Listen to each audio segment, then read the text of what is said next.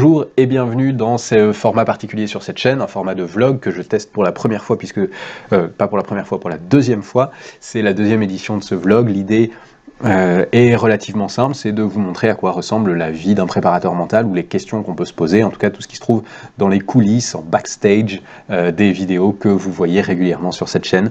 Bienvenue à vous. Aujourd'hui, j'ai un sujet dans lequel je vais tirer deux idées intéressantes pour vous montrer un petit peu les coulisses. Et ce sujet, c'est l'atelier qu'on a appelé Bootcamp à destination d'une équipe de rugby, du rugby Épernay-Champagne, donc qui se déroule demain, samedi.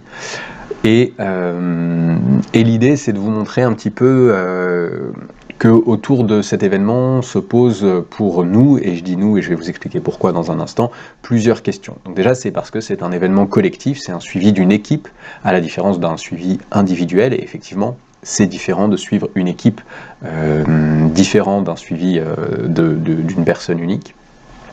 Et ensuite, parce qu'on fait ça à deux, j'accompagne le rugby Épernay-Champagne avec Étienne Horry, et c'est aussi différent de travailler à plusieurs quand on est préparateur mental. Alors, premier point, donc du coup, c'est vraiment cette idée de la différence entre accompagnement individuel et accompagnement collectif. Pour moi, c'est une différence qui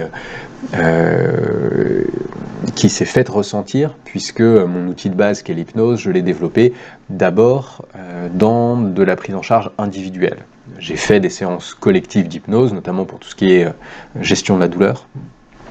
Mais beaucoup de mon activité d'hypnose est une activité en face-à-face, individuelle. Et donc, ça a été un vrai enjeu de réussir à construire quelque chose de pertinent pour un groupe. Alors, il y a toujours la possibilité, évidemment, de faire, je dirais, un format qui soit un format conférence, c'est-à-dire je prends de la connaissance, je prends des petits exercices et puis voilà, je transmets de la connaissance et je fais faire les exercices aux personnes, et ça c'est un format qui fonctionne très bien pour des ateliers très ponctuels.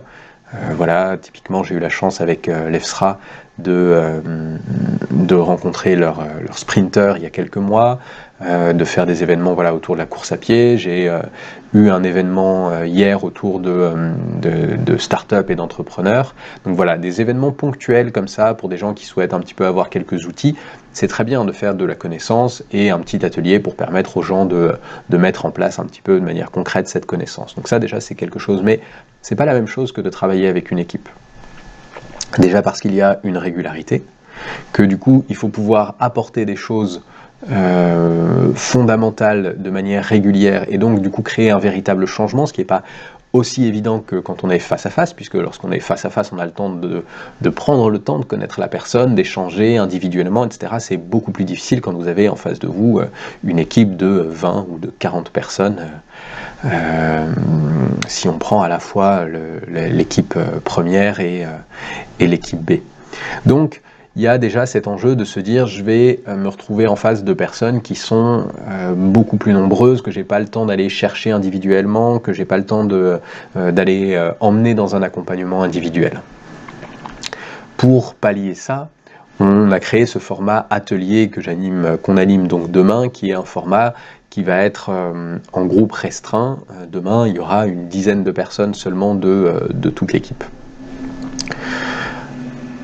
Pour autant, c'est extrêmement intéressant de faire un vrai travail en équipe, parce que au-delà des outils individuels, alors on a la chance de travailler dans un cadre où on a à la fois des interventions de groupe et en même temps des interventions individuelles pour les personnes qui ont ce qu'on appelle des postes clés au sein de l'équipe. Donc c'est un vrai bonheur de travailler sous ce format-là avec cette équipe, parce qu'on transmet à la fois des outils à beaucoup de monde grâce aux sessions collectives, et en même temps on a le temps d'aller travailler sur certaines choses individuellement, dans la création de relations très fortes en faisant de l'accompagnement individuel. Mais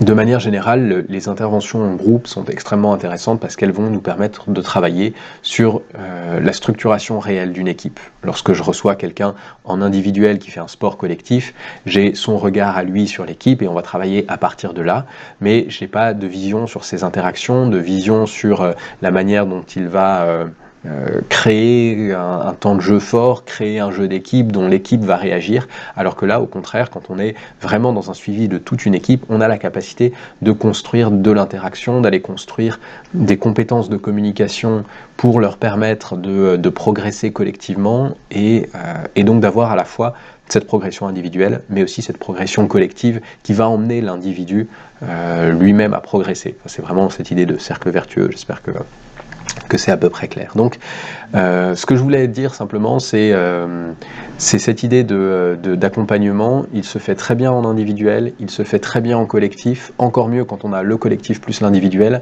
mais le fait d'avoir le collectif, ça apporte vraiment une dimension très très forte pour la progression d'équipe. En termes de progression d'équipe, avoir la capacité de suivre et d'accompagner toute l'équipe, de transmettre des outils à toute l'équipe, de pouvoir les challenger, de pouvoir les mettre aussi, parce que c'est ce qu'on va faire demain, les mettre dans des exercices très concrets, et bien ça apporte vraiment énormément de richesse.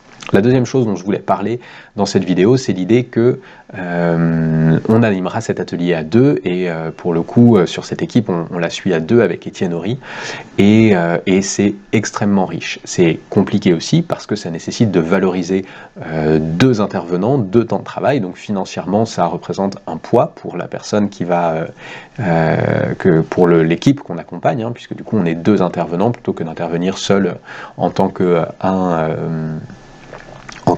préparateur mental. Le fait d'en avoir deux, évidemment, ça pèse financièrement, mais l'idée, c'est de vraiment réfléchir à comment est-ce que on apporte plus que le double de valeur. C'est-à-dire plus que de se dire je prends deux préparateurs mentaux, donc j'aurai la valeur de l'un plus la valeur de l'autre. Comment est-ce qu'on fait pour que non seulement il y ait la valeur de l'un, la valeur de l'autre, mais en plus une valeur supplémentaire qui soit créée de par le travail que l'on fait ensemble. Et alors c'est vraiment génial parce qu'avec Étienne, on a des outils en commun, et je pense notamment à l'hypnose. On a des outils qui sont assez différents l'un de l'autre. Pour l'instant, le travail avec le haut niveau, c'est plutôt quelque chose qui relève de mon accompagnement. Et lui a vraiment ce côté, puisqu'il est diplômé, coach sportif diplômé, ce côté d'ancrage dans le corps, etc. Et donc du coup, on va pouvoir faire résonner nos connaissances, nos compétences, pour apporter quelque chose de vraiment différent, pour se confronter. Et ça passe par un travail de préparation qui est énorme. On passe vraiment du temps à préparer chacun de nos ateliers, à se creuser, à essayer de trouver les exercices qui soient les plus adéquats pour nos équipes. Et donc l'idée, c'est vraiment d'amener cette valeur en plus. Alors cette valeur en plus, amener de la valeur en plus, c'est c'est peut-être un peu nébuleux, c'est peut-être un peu fumeux. Très clairement, l'objectif, c'est de les faire progresser beaucoup plus rapidement que si on avait été un seul à intervenir, ou s'ils avaient pris deux préparateurs mentaux séparés qui n'avaient pas bossé ensemble. Donc en fait, la valeur qu'on apporte, c'est la rapidité et l'efficacité qui est bien plus forte que si on prenait en charge seul ce groupe. Et puis, on a aussi la capacité d'action, puisque du coup, on est deux, on peut plus facilement assister à des matchs, plus facilement assister à des entraînements, plus facilement aussi dans nos agendas, caler les séances individuelles. On va avoir, en fonction des besoins, on va se répartir aussi les séances individuelles en fonction des postes, en fonction des connaissances, etc. Donc c'est vraiment d'apporter une rapidité, une efficacité et une souplesse dans l'organisation, et c'est passionnant pour moi, évidemment, de confronter mes points de vue, de me faire renvoyer des questionnements, d'aller chercher des nouvelles manières de voir en travaillant avec Étienne, et des nouvelles manières de créer du changement, de créer de l'efficacité, de créer du bien-être, de créer tout ce qui tourne autour de la préparation mentale.